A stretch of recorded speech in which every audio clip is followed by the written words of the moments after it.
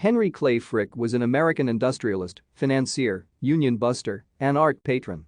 He founded the H. C. Frick and Company Coke Manufacturing Company, was chairman of the Carnegie Steel Company, and played a major role in the formation of the giant U.S. steel manufacturing concern.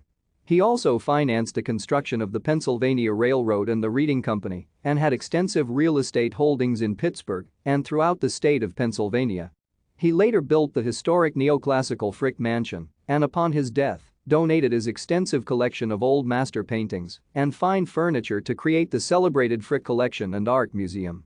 However, as a founding member of the South Fork Fishing and Hunting Club, he was also in large part responsible for the alterations to the South Fork Dam that caused its failure, leading to the catastrophic Johnstown flood. His vehement opposition to unions also caused violent conflict, most notably in the Homestead Strike. Frick was born in West Overton, Westmoreland County, Pennsylvania, in the United States, a grandson of Abraham Overholt, the owner of the prosperous Overholt Whiskey Distillery. Thank you for watching. Like and subscribe if you would like to view more of our videos. Have a nice day.